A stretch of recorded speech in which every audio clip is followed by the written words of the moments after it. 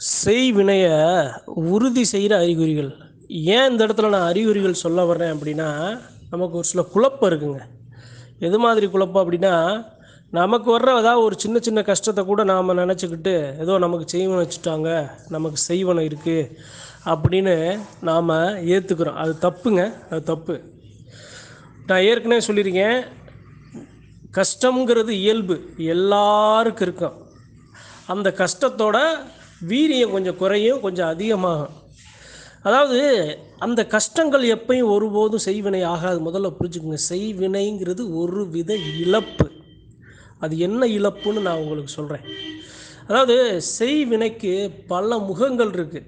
எது மாதிரியான முகங்கள்? பில்லி, சூனியம், ஏவல், வசியம். இப்போ இந்த செய்வினைங்கிறது இப்போ நம்ம வீட்டில் இருக்குது, நமக்கு செஞ்சுட்டாங்க அப்படின்னு எப்படி உறுதி செய்ய முடியும்? இதை எல்லாரும் நல்லா புரிஞ்சுக்கிறணும். ஏன் அப்படின்னா, நாம் தவறான ஒரு விஷயத்தை நாம் நினச்சிக்க கூடாது.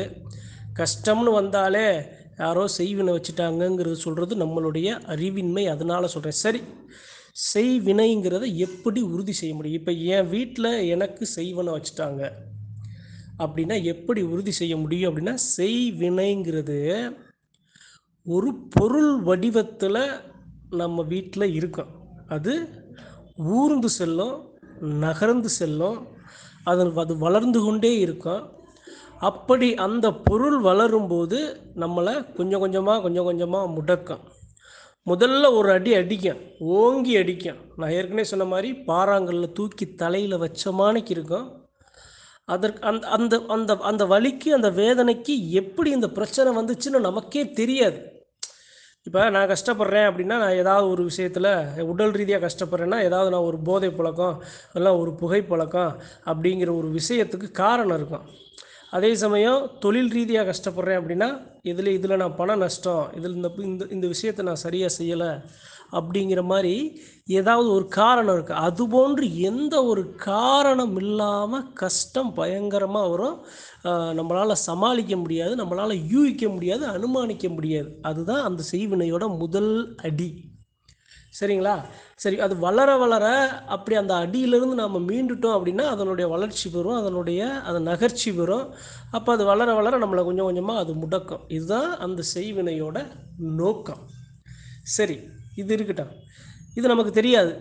இதை எப்படி நாம் உறுதி செய்ய முடியும் அப்படின்னா, முதல்ல நான் ஏற்கனவே சொல்லியிருக்கேன், நம்மை சுற்றி இருக்கும் சிறு சிறு உயிரினங்கள், ஆடு, மாடு, கோழி அல்லது வேறு ஏதாவது ஒரு சில உயிரினங்கள் இழப்பு அப்படி நடக்குது அப்படின்னா, நாம் முதல்ல சரி இது ஏதோ தப்பாக படுதுன்னு நம்ம எடுத்துக்கணும். ஒன்று. இன்னொன்று என்ன அப்படின்னா, நம்மளுடைய மனநிலை மாற்றம் அப்படின்னா, தெய்வத்தை போய் நாம் பரிபூரணமாக வணங்க முடியாமல், அந்த தெய்வத்தை பற்றி சிந்திக்க முடியாமல், நாம் நம்மளே நம்மளுடைய மனநிலைகள் மாற்றத்தை உருவாக்கும். இது 2 தாங்க ஆரம்ப அறிகுறி. இந்த அறிகுறி உங்களுக்கு இருக்கா? இந்த அறிகுறி பெரும்பாலானோருக்கு இருக்காது. அப்படி இல்லை அப்படின்னா உங்களுக்கு செய்வினை இல்லை. நீங்கள் புரிஞ்சுக்கிறணும். இந்த பதிவில் அன்பர்களுக்கு மறுபடியும் சொல்கிறேன், நம்மளை தப்பாக நினைக்கக்கூடாது. அதனால் சொல்கிறேன், இந்த 2 அறிகுறிகளுமே உங்களுக்கு இல்லை அப்படின்னா செய்வினை இல்லை. ஆனால் வேறு ஏதாவது கூட இருக்கலாம். செய்வினையின் ஏதாவது ஒரு முகமாக இருக்கலாம், வசியமாக இருக்கலாம். எப்படி வசியம்னா, என்னுடைய மனைவி நல்லா இருந்தாங்க, இப்போ என் கூட சரியாக பேச மாட்றாங்க, எனக்கு எதிராக இருக்காங்க, எனக்கு ஒரு சில மாற்றங்கள் இருக்குது, நான் என்னை அவங்க பக்கம் ஆசைப்பட முடியலை, இவங்க பக்கம் ஆசைப்பட முடியுது, இவங்களை மறக்க முடியலை, இவங்களை அம்மாவிட்ட பேச முடியல, அம்மா விட்டு விலகி வர முடியல, அம்மா கூடவே இருக்க முடியல. இது போன்று ஒரு சில விஷயங்கள்ங்கிறது வசியப்படுத்துறது. அதுவும் அந்த இடத்துல ஒரு சில நேரங்களில் செயல்படும். இது இல்லாமல் பில்லி சூனியம்ங்கிறது எப்படி சொல்கிறது அப்படின்னா, நம்மளுடைய உடல் அமைப்புகளில் மாற்றம் ஏற்படுத்தணும், கை கால்களை முடக்கணும், பேசக்கூடாது. இது போன்று உடல் ரீதியாக மன ரீதியாக நமக்கு பெரிய மன அழுத்தத்தை கொடுக்குற ஒரு விஷயந்தான் அந்த பில்லி சூனியம். இது போன்ற முகங்கள் நிறைய இருக்குது. இது எல்லாமே செய்வினைகள் தான். செய்வினைகளுக்கு அடியில் வந்தாலும் இதை வந்து நம்ம சரியாக எடுத்துக்கிறணும், அதை சரியாக புரிஞ்சுக்கிறணும், உறுதி பண்ணிட்டு தான் அதை நாம் சரின்னு நம்பணும். நமக்கு வர்ற சின்ன சின்ன ஏன்னா நான் இப்போ அன்பர்கள் போட்ட பதிவுகள்லாம் பார்த்தேன். அது வந்து எனக்கு ரொம்ப மனவேதனையாக இருக்குது. அதாவது ஒரு ஒரு பக்கம் என்ன சொல்கிறாங்க, எங்களுக்கெல்லாம் செய்வனை செஞ்சுட்டாங்க, செய்வனை செஞ்சவங்க நல்லா இருக்காங்க. அதாவதுங்க, செய்வனை செஞ்சுட்டாங்க அப்படின்னா நீங்கள் அந்த வார்த்தையை கூட உங்களுக்கு சொல்ல முடியாது, அந்தளவு உங்களை முடக்கிடுவாங்க. செய்வினைங்கிறது ஒரு சாதாரண காரியம் அல்ல. செய்வினை வந்து 100க்கு 75% அது வெற்றி தான் பெறும். அந்த 25% தோல்வி அடையும். அந்த 25% திருப்பி அடிக்கும். அந்த 25% அவங்கள ஆளே இல்லாமல் அடையாளம் தெரியாமல் அழிச்சிடும் தெய்வ சக்தினால். அந்த 75% ஏன் அந்த இடத்துல வெற்றி பெறுது அப்படின்னா, அவங்க தெய்வத்தை வணங்காமல், குலதெய்வத்தோட பார்வை இல்லாமல், அந்த தெய்வ சக்தியை அனுசரிக்காமல் அனுமானிக்காமல் இருக்கிறதுனால அந்த அந்த அந்த கஷ்டமானது அவங்களுக்கு கிடைக்கும். சரிங்க, அப்படியே எனக்கு ஒருத்தவங்க செய்வனை செஞ்சுட்டாங்கன்னா அவங்க இப்போ நல்லா இருக்காங்கன்னா, அரசன் நன்றே கொள்வான், தெய்வம் நின்று தான் கொள்ளும். அதை முதல்ல புரிஞ்சுக்கிறணும். எனக்கு ஒருத்தர் இருக்கார், அவர் வந்து நான் நல்லா இருக்கக்கூடாது, என் குடும்பம் நல்லா இருக்கக்கூடாது, என் உடல்நிலை நல்லா இருக்கக்கூடாது, என் தொழில் முடங்கணும் அப்படிங்கிற மாதிரி எங்களுக்கு உயிரிழப்பு ஏற்படும்ங்கிற ஒரு நோக்கத்தில் அவர் செய்வனை செஞ்சிட்டாரு அப்படின்னா, அவரை தெய்வம் இப்போ விட்டுரும் பார்த்துக்கிட்டே இருக்கும். ஏன்னா அவருக்கு அவருடைய குலதெய்வமும் இருக்குல்ல. உடன் குலதெய்வமாக இருந்தாலும் பெத்த பிள்ளையாக கொஞ்சம் யோசிச்சு தான் செய்யும்னு நான் சொல்லியிருக்கேன். அவங்க குலதெய்வத்தோட பார்வை இருக்கும்ல. எப்போது அவங்களுடைய குலதெய்வம், அவர்களுடைய இஷ்ட தெய்வம் எந்த தெய்வமாக இருந்தாலும் அந்த தெய்வத்தின் பார்வை விட்டு விலகுதோ அப்போ அவர்களுக்கு துர்மரணம் ஏற்படும். அதை நீங்கள் புரிஞ்சுக்கொள்ளணும். பள்ளி பாவ தோஷங்கள் அவங்க வரவு செலவு கணக்கில் எழுதப்படும். எப்போதாவது அவர்கள் பதில் சொல்லியே ஆகணும். இப்போ இல்லாட்டினாலும் அவர்கள் பட்ட பழி பாவ தோஷத்துக்கு அவங்க பிள்ளைய கஷ்டப்பட்டு தான் ஆகணும். அது வந்து அந்த கணக்கு, அது ஒரு கடன், அதை தீர்த்தே ஆகணும். சரி, உறுதி செய்கிறது நான் ஏன் சொல்கிறேன் அப்படின்னா, இந்த இடத்துல செய்வினை அப்படிங்கிறத நாம் முதல்ல அதை தெரிஞ்சுக்கிறேன். இப்போ நான் சொன்ன இந்த 2 விஷயந்தான். ஒன்று, நம்மை சுற்றி இருக்கும் சிறு சிறு உயிரினங்கள், நாயாக இருக்கலாம், பூனையாக இருக்கலாம், ஆடாக இருக்கலாம், கோழியாக இருக்கலாம், மாடாக இருக்கலாம், அல்லது ஒரு சில உயிரினங்களாக, ஒரு சில மனிதர்களாக கூட இருக்கலாம். அப்படி காரணமில்லாமல் அந்த உயிரிழப்புகள் நம்ம ஏற்பட்டுச்சு அப்படின்னா முதல்ல நாம் யோசிக்கணும். இன்னொன்று, மனநிலையில் மாற்றம். ஒரு செயலை சிந்திக்க முடியல, தெய்வத்தை வணங்க முடியலை. அப்போ ஏன் மனநிலையில் மாற்றம் வருது அப்படின்னா, நான் நல்லா இருந்தேன் அப்படின்னா நான் எந்த ஒரு தீய சக்தியும் என்னை தொற்ற முடியாது. அப்போ என்னுடைய மனநிலையை உழைக்கணும். என்னுடைய மனநிலையை சிதைய செஞ்சால் தான் நான் தெய்வ சக்தியை நான் வணங்காமல், தெய்வ சக்தியோட பார்வை எனக்கு கிடையாமல், தெய்வத்துக்கு எனக்கு, என் சாமிக்கு எனக்கு இருக்கிற அந்த மரிப்பானது அங்கே தடை முதல்ல விழுகும். அந்த தடை விழுந்ததுக்கப்புறம் தான் அங்கே உள்ளே வந்து அந்த பொருளானது அதனுடைய வேலை அதிகமாகிக்கிட்டே போகும், உக்கிரம் அதிகமாகும், அது என்னை முடக்கும்.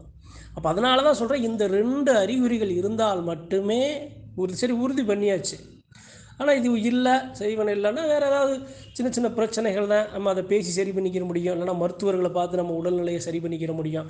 இல்லை அப்படின்னா நம்ம ஒரு தியானம் பண்ணி அழகான நிறைய ஆலயங்களுக்கு போய் தெய்வத்தை அதிகமாக நினைக்கிறதுனால நம்ம அதை சரி பண்ணிக்க முடியும். சரி, செய்வனை இருக்குங்க, அது எனக்கு 2மே இருக்குது. அதை நான் என்ன பண்ணணும், அதை எப்படி அதிலேருந்து நான் மீள முடியும் அப்படின்னா, நான் ஏற்கனவே சொல்லியிருக்கேன், அந்த இடத்துல அந்த பொருள், எந்த பொருள் உங்கள் வீட்டிலையோ அல்லது நீங்கள் இருக்கும் இடத்துலையோ உயிர் போல் அந்த துடித்து கொண்டு இருக்கும், வளர்ந்து கொண்டு இருக்கும், நகர்ந்து கொண்டு இருக்கும். அதை எப்படி முடக்க முடியும்? முதல்ல குலசாமி, இன்னொன்று அந்த அழகர்மலை தீர்த்தக்கார ராக்காயி. இதில் இன்னொரு விஷயம் ஒன்று சொல்லணும். அதாவது நமக்கு தெரியல அந்த செய்வினை பொருள் எங்கே இருக்குன்னே நம்ம வீட்டில் இருக்குதுன்னு தெரியலை. ஆனால் ஏதோ பிரச்சனைகள் நமக்கு இருக்குது. அதை எப்படி கண்டுபிடிக்கணும் தெரியுமா? இது ஒரு ரகசியம் சொல்கிறேன், அன்பர்கள் கேட்டுக்குங்க. நம்ம குலசாமியில் நம்மளை காக்கிறதுக்கு ஏதாவது ஒரு மந்திரவாதி தெய்வங்கள் இருப்பாங்க, ஏதாவது ஒரு தெய்வங்கள் இருப்பாங்க. லாட சன்னாசி இருப்பார், இல்லைனா முத்தையா இருப்பார், இல்லைனா பேச்சு இருக்கும், இல்லைனா ராக்காய் இருக்கும், இல்லைனா சுடலமாடை இருப்பார், பிரம்மசக்தி இருக்கும், வேட சன்னாசி இருப்பார், தன்னாசி இருப்பார், இல்லைனா சங்கிலி கருப்பு இருப்பார், சின்ன இருப்பார், பெரிய கருப்பு இருப்பார், லாட சன்னாசி இருப்பார், சென்றாய பெருமாள் இருப்பார், நாராயண தேவன் இருப்பார், சிவனோட அம்சம் இருக்கும், பெருமாளோட அம்சம் இருக்கும், பிரம்மனோட அம்சம் இருக்கும். இது மாதிரி எத்தனை தெய்வங்கள், ஏதாவது ஒரு தெய்வங்கள் தொட்டிச்சி இருக்கும். பெண் தெய்வத்தில் பொன்னாத்தா இருக்கும், சந்தன மாதிரி இருக்கும். இது போன்று ஏதாவது ஒரு தெய்வங்கள் மந்திர தந்திர வித்தையோடு ஏதாவது ஒரு தெய்வம் நம்ம குலசாமி எல்லையில் இருக்கும். கண்டிப்பாக இருக்கும், எல்லாருக்கும் இருக்கும், எல்லாருக்கும் இருக்கும். குலசாமியை பொறுத்தளவு எல்லாருக்கும் இருக்கும். நீங்கள் என்ன பண்ணணும், உங்களுக்கு அந்த சாமி பேரே தெரியல அப்படின்னாலும் உங்கள் குலதெய்வ எல்லையில் போய் இது மாதிரி ஏதோ ஒரு செய்வினை இருக்கிற மாதிரி நீங்கள் உணர்ந்துட்டீங்க, வீட்டில் நம்மை தவிர்த்து ஏதோ ஒரு தீய சக்தி இருக்கிற மாதிரி நமக்கு அறிகுறிகள் நமக்கு தென்பட்டுச்சு, உறுதி பண்ணதுக்கப்புறம் சொல்கிறேன். நான் ஏற்கனவே சொல்லியிருக்கேன், 75% இருக்காது. அப்படி 25% தான் அந்த இடத்துல 75% வெற்றி பெறும், 25% தான் தோல்வி அடையும். ஆனால் பெரும்பாலானவருக்கு அது இருக்காதுன்னு நான் ஏற்கனவே சொல்லியிருக்கேன். தவறாக நம்ம புரிஞ்சுக்கக்கூடாது. ஏன்னா கஷ்டங்கள் செய்வினைங்கிறது அது ஒரு பெரும் விஷயம், அதிலிருந்து மீள முடியாது. அதனால் சொல்கிறேன், அப்படி இருக்கிறவங்களுக்கு சொல்கிறேன், குலசாமி கோவில் எல்லையில் போய் நல்லா பரிபூரணமாக அந்த குலதெய்வத்தை நினைக்கணும். ஐயா, என்னுடைய எல்லையில், நம்மளுடைய இந்த எல்லையில், குலதெய்வ எல்லையில் மாந்திரீக தாந்திரீக வித்தைகளை கற்றறிந்த தெய்வங்களே, உங்ககிட்ட கோரிக்கை வைக்கிறேன், உங்ககிட்ட மடிப்பிச்சை கேட்குறேன். நான் இனி எந்த ஒரு குற்றம் கூற செஞ்சாலும் நீ எங்களை மன்னிச்சிரு. இனி காலத்துக்கும் என் குலசாமியோட மடியை விட்டா, என் குலதெய்வத்தை விட்டா எனக்கு யாரும் இல்லை. அதனால் வந்து கெஞ்சி கேட்குறேன், என்னுடைய எல்லையில், என்னுடைய வீட்டில் இது போன்று ஒரு தவறான நிகழ்வு நடந்துகிட்ருக்கு. எங்களை அறியாமல் ஏதோ ஒரு இந்த இடத்துல எங்களையே நாங்கள் பறி கொடுத்துக்கிட்டு இருக்கோம். அதிலிருந்து எங்களை காத்து கொடுக்க, அந்த தீய சக்தியை நீ பிடுங்கி எரிய, அதை பஸ்மமாக்க நீ தான் வரணும்னு அந்த தெய்வத்தை பரிபூரணமாக மனசார வேண்டிக்கிட்டு ஒரு ஒரு ஒரு சின்ன ஒரு ஒரு ஒரு சின்ன ஒரு புடி மண்ணுன்னா அந்த மூக்கு பொடி அளவு எடுப்போம்ல, அந்த மண் எடுத்து அந்த குலதெய்வ எல்லையில் ஒரு தீர்த்தம் இல்லாட்டாலும் குலதெய்வ எந்த இடத்துல நீர் எதெல்லாம் வருதோ அந்த சுற்றுப்பகுதியில் வர்ற நீர் எல்லாமே அந்த குலதெய்வ எல்லைக்கு உண்டான தீர்த்தம் தான். அந்த தீர்த்தத்தில் அந்த மண்ணை உள்ளே போட்டு அந்த மண்ணும் அந்த நீரும் கலந்த நீரை நீங்கள் போய் உங்கள் எல்லையில் அந்த தெய்வத்தை, உங்கள் குலதெய்வத்தில் இருக்கிற அந்த மாந்திரீக தாந்திரீக வித்தைகளை கற்றறிந்த மகா ஜாம்பவான் தெய்வங்களை நீங்கள் நினச்சி அந்த தீர்த்தத்தை நீங்கள் உங்கள் வீட்டில் நீங்கள் தொளிச்சு கொடுத்தீங்க. அப்படி தொளிச்சிங்க அப்படின்னா வீடு முழுக்க, வாசல் முழுக்க, நல்லா பண்ணைகள் ஏதோ ஆடு மாடுகள் இருந்தாலும், கோழி எது நீங்கள் வளர்க்குற எல்லா எல்லைகளையும் நீங்கள் தொளிச்சிங்க அப்படின்னா அந்த இருக்கிற பொருளை சக்தி இழக்க செய்யும். அந்த இருக்கிற பொருளை மண்ணை கவ்வ செய்யும். அந்த இருக்கிற பொருளை நகர விடாமல், அந்த இருக்கிற பொருளை வளர விடாமல் அது எல்லை தோடி திரும்பி ஓட வைக்கும். ஆகச்சிறந்த மருந்து குலதெய்வ மண்ணும் அந்த குலதெய்வ எல்லையில் வர்ற அந்த நீரும் அந்த தீர்த்தமும். இதை செஞ்சு பாருங்கள். இது அன்பர்களுக்கு ஒரு ரகசியமான பதிவு. இதை செஞ்சு பாருங்கள். கண்டிப்பாக இதிலிருந்து உங்கள் குலதெய்வம் உங்களை காத்து கொடுக்குங்கிறது நம்பிக்கையோடு செய்யுங்க, உறுதியாக செய்யுங்க, பக்தியோடு செய்யுங்க. உங்கள் குலசாமி உங்களை காக்கத்தான்.